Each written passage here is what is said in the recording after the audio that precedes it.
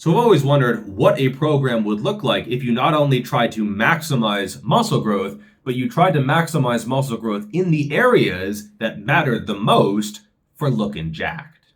Now, muscle growth is a slow process, one that demands consistency, dedication, hard work, all those things. I'm sure that's something you've heard a million times, and that is all true. But I think there are some things you can do to speed things up at least a bit.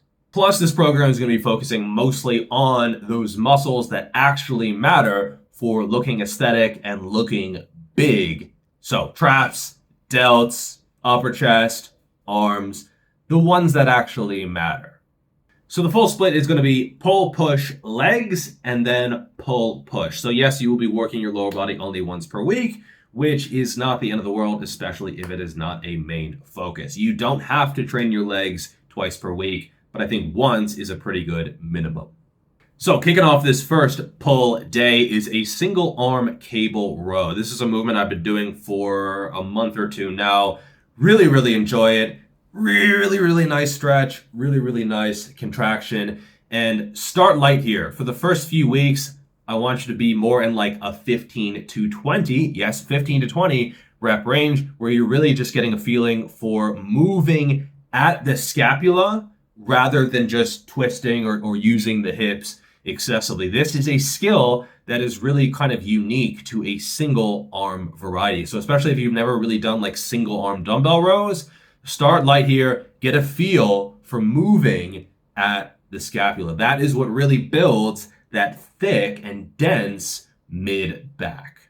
Now, after a month of acclimating to the movement, I want you to start going heavier. So do one set like you were, 15 to 20, nice and strict, nice and controlled. Start adding weight to the point where you are getting more towards the 6 to 8 rep range by the final set.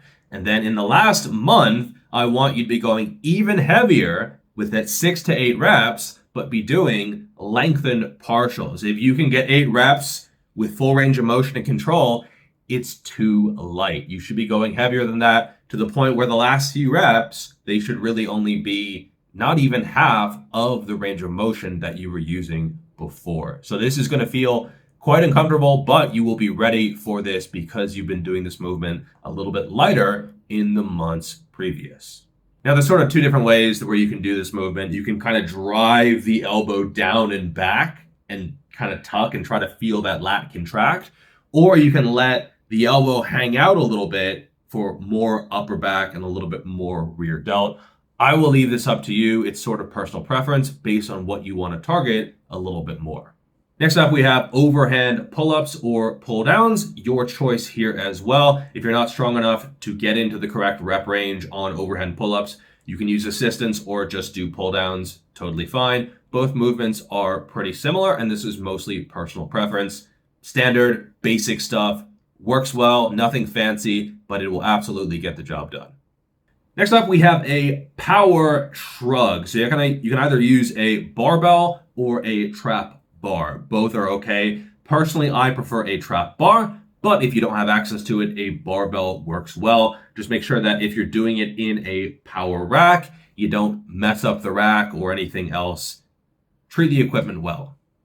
Now, I found that the power shrug is a little bit of an individual movement. Some people's power shrugs, they go way heavy, way heavier than they could deadlift, and it's kind of like barely any range of motion at all, kind of just focusing on the stretch with just a little bit of sort of hip drive.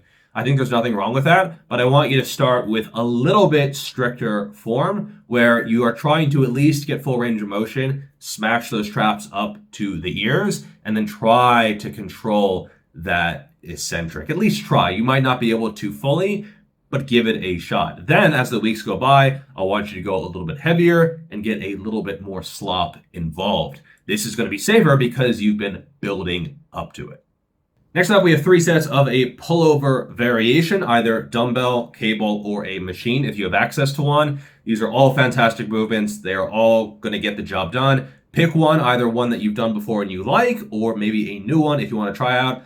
Either way, stick with one variation for the entire program here. Next up, we have alternating sets of the Thickinator, which is just a cable rear delt fly done beyond failure. along with either incline dumbbell curls, which is my personal favorite, or preacher curls. Both are fine movements. Both are going to get you jacked. And if you are bi-curious, in other words, curious about getting bigger biceps, both are going to work really, really well. Next up, we have the Tuesday push day, starting out with face pulls, 3 sets, 10 to 15. Just a nice way to get the shoulders warmed up, gets a little bit of rear delts, side delts, gets a lot of blood in the upper back, which might be a little bit tight, a little bit stiff from all the work the day before. I think this is just a good standard best practice on most pushing days. Then we're going to do dips or close grip bench press. Now, if you can tolerate dips, I think those are going to be a really, really good option. But some people, they either get clavicle issues, sternum issues, shoulder issues. And so if that's you, maybe go for a more universally tolerated close grip bench press.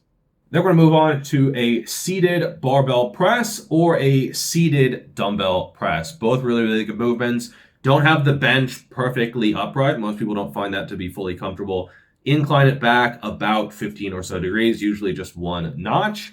And keep in mind that you want to keep the bar or the dumbbells fairly close. If you don't push out like it's an incline, because then the bar is going to drift away and you're going to have to try to get it back. It should be pretty close to your chinny chin chin. So don't hit yourself in the chin, but you should be pretty close here. In the second month, I want you to do 2 lengthened partials after failure. So after you are trying to drive the weight up and you can't quite get it, try to drive it up again and again. And then in the third month, you're going to be doing 4 of those. These are very, very challenging. They do take a lot out of you, but I think that at this point, you're going to be acclimated to the movement and you can get a lot out of it as well. Then I want you to alternate between 3 of my favorite isolation movements for looking more jacked: glute lateral raises, cable crossovers, along with cable overhead extensions. Now, if the gym is super, super busy, you don't necessarily need to alternate. I know sometimes, especially with the cables, trying to get access to them is not easy, and you can't exactly piece out and go do another movement and then come back and expect to still be able to use it. So if you want to do all of the glute lateral raises, then all the cable crossovers, then all the cable overhead extensions, that is totally fine. Now, one form note for the cable crossovers is that I want you to go from low to high, and I want you to really focus on that chest. It's one of those rare chest movements that is actually shortened focus. So it is most challenging to really get the cables fully together. So what I want you to do is month 2, I want you to go beyond failure, doing 3 reps beyond failure. Month 3, 6 reps beyond failure, and make them quality reps beyond failure. Don't just go, I'm done. No, okay, you fail. I couldn't quite get them together. Try for another one. You can't quite get it. Try for another one. Really focus on the chest, tuck the elbows, drive forward. Tucking the chin can help. 6 reps beyond failure. This is going to suck a lot, but it's also going to be effective.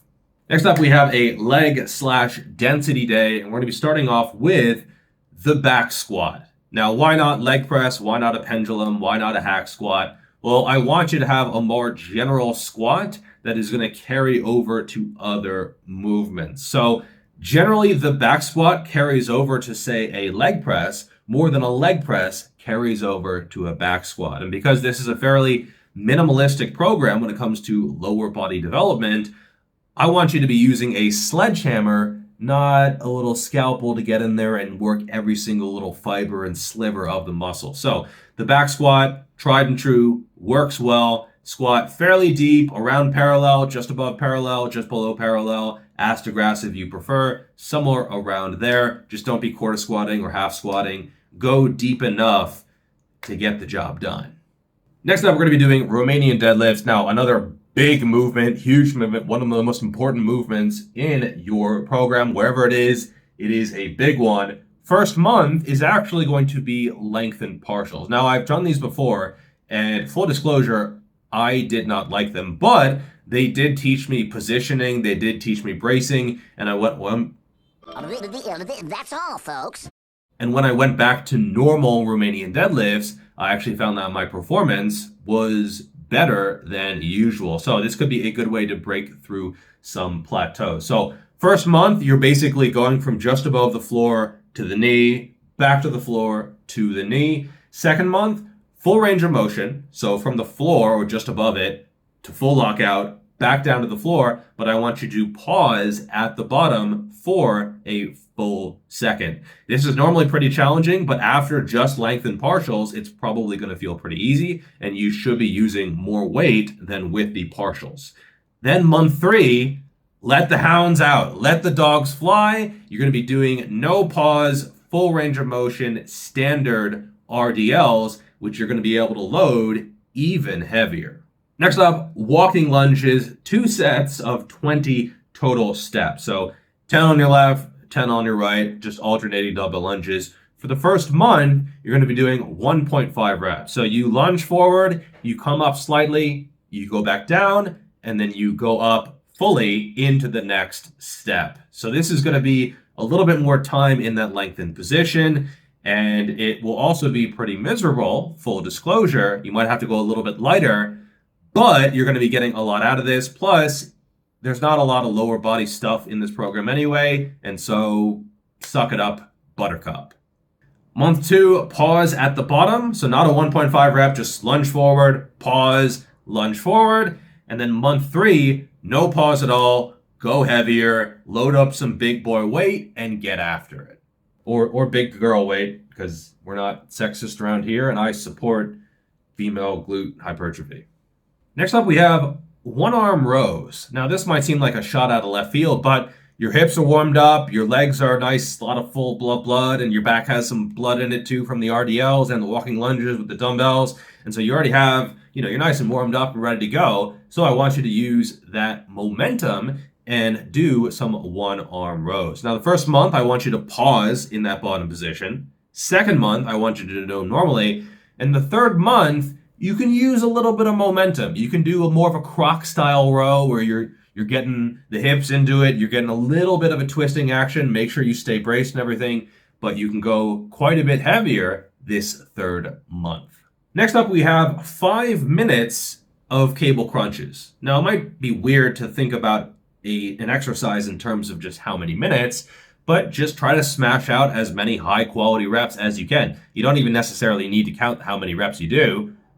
Just pick a weight, which is reasonable. Maybe you can do for 10 or 15 reps, do it to failure, rest a little bit, go to failure again, and do that for about 5 minutes. It's a little bit CrossFit-y, but it's still going to work. After that, do the same thing with neck flexions and neck extensions if you can. If you have a neck extension harness, you can use that. If you don't, only do neck flexions. That's fine. Again, 5 minutes with a fairly light weight, maybe a 20 or a 30 rep max, and just rest, pause until you feel like doing something else, I guess.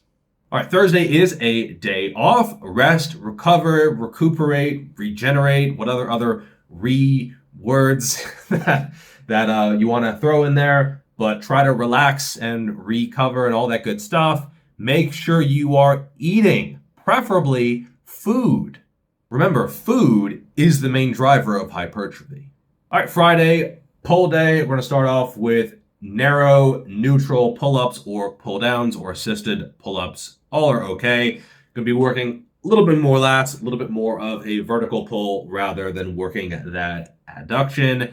Both are fine movements. I think it's best to have both in your program. Next up, we have either a barbell bent over row. Either you can use a straight bar with an overhand, or you can use an easy bar and underhand. I actually prefer easy bar and underhand personally. I would probably not go barbell and underhand. I think the risk of elbow issues or a biceps tear is probably just not worth it.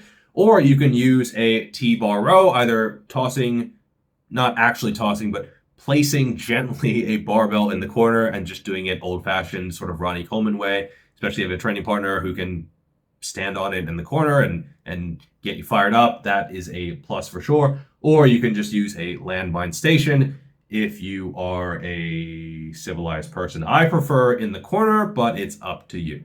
Now, a bit of momentum is completely okay here in order to smooth out the resistance curve.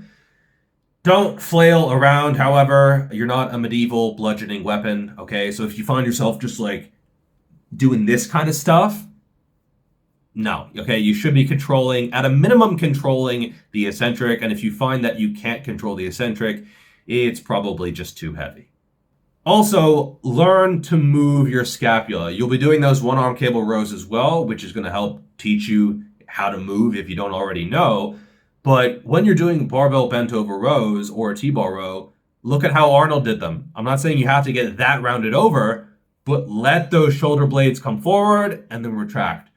Forward and then retract. If you're only doing this and you're rowing robotically, you're just not going to be building that dense thickness that we all crave.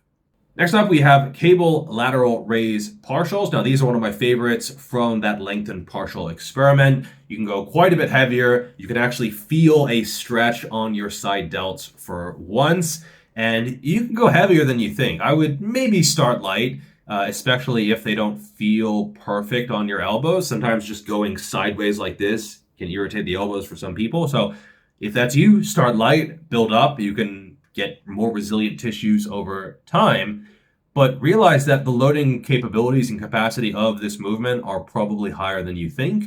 Make sure you are keeping these fairly strict. And so it's not like partial plus cheating.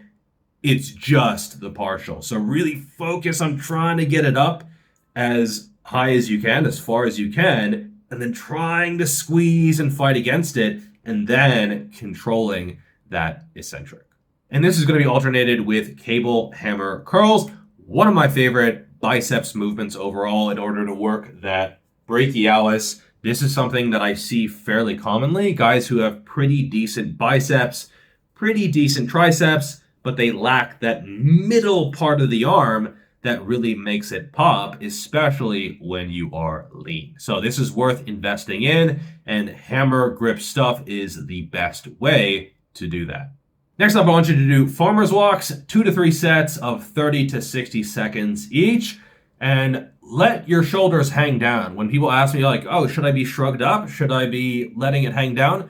If you are able to do a farmer's walk like this, it's not heavy enough, okay? So if you have to ask the question, you should probably be going heavier in order to actually stimulate muscle of the traps. It's going to work a little bit of delts, it's going to work stabilized, it's going to work a lot of muscles in the hips that just squatting or deadlifting don't really work. And I think this is just an excellent overall muscle builder. It's not going to be like, oh, great for this one. It's just more of a holistic thing and something that I think most people should be able to do. And then this day is going to finish with 10 to 15 minutes of cardio, either intervals or some kind of steady state, but pretty darn hard, or some kind of progression. All are okay. You could do whichever one you enjoy or hate the least. Totally fine. Personally, I just do whatever I want to on that day. As long as it is difficult and challenging and you are trying to get better over time, I think you're going to be getting a lot out of it. If you're the kind of person who thinks cardio is boring, maybe do it harder. If you do cardio hard enough, it's definitely not boring. Now, you don't have to destroy yourself every time you do cardio on this day, but if you did, I wouldn't be opposed to that. The more you put into this, the more you get out of it. And anyone who's like, oh, interference effect.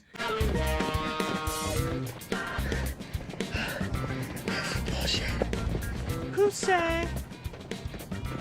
It's 10 to 15 minutes of cardio. If anything, in the long term, this is going to help your gains, not hurt them. Then the Saturday push day, because you want to be looking jacked and have a lot of blood in your shoulders and pecs, be stretching out that t-shirt at the club. Starting out with face pulls, 3 sets, could be 2 sets, could be 4 sets, kind of just however long you take to get warmed up and feeling good in your shoulders and upper back.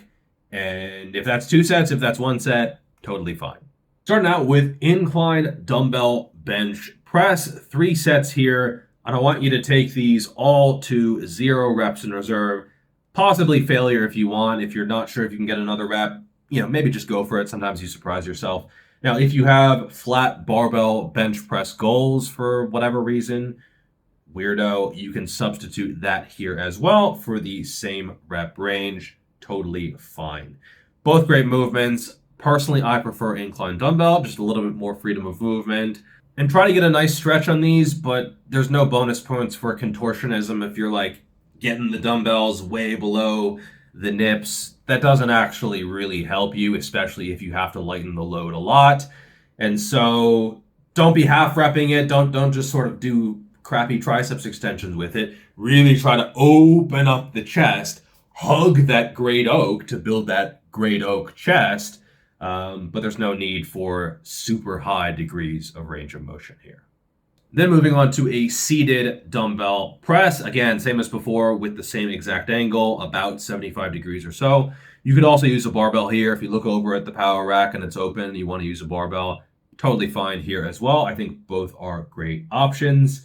Then getting into the isolations. First, with a cable overhead extension, I want you to do these standing. So the other variation is where you sort of twist it away and you can use the hips.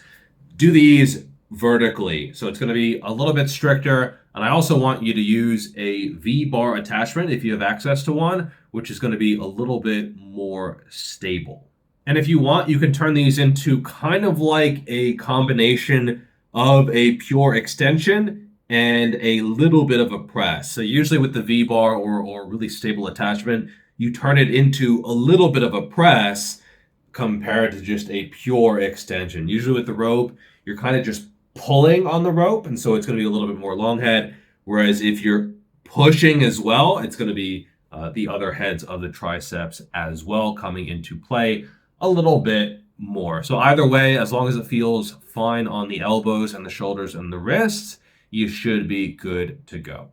Then moving on to cable lateral raises. So earlier in the week, did partials, very, very heavy. I want you to go a little bit lighter here, a little bit more focused on that contraction, and have it be fairly even. You might have to experiment with how far you stand away, where exactly to put the attachment, but try to have a feeling of where you're failing somewhere in the middle. So it's not just the top that is super hard, it's not just the bottom that is super hard, but it feels just fairly smooth. For me, if I take maybe a couple of moderate steps away and put it down at the bottom, that is just my sweet spot.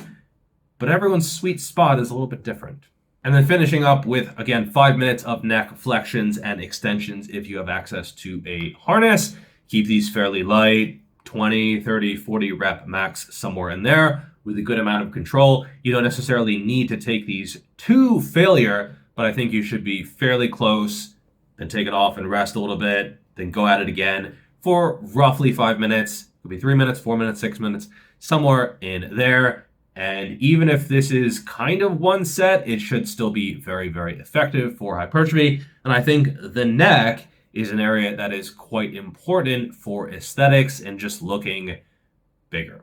Now, the full program in all its glory and all its detail is available on Boostcamp. So all the exercise, form, advice, tips, tricks, tweaks, hacks, essentially coaching for you, the full periodization, so month by month, broken down step by step in order for you to get the most out of it. It is a premium program. My first 2 programs on Boostcamp were 100% free, but this is a premium experience, and so it is a premium program. My wife and I just got a dog, so we got a little extra puppy mouth to feed, and man, he eats a lot. He's a hungry dude. He's eating a lot and he's making those gains, and I want you to make those gains as well. So I will leave a link in a pinned comment. Thank you so much for everyone who shows their support. You can use code GVS, by the way, for 2 free weeks of premium. So you can sort of use the code, dive in there, check it out. But I hope you stick around because Boostcamp is well worth the investment, and it's the best way to track and measure and manage your training anyway. So thank you so much for everyone who shows support, and I will see you in the next video. Peace.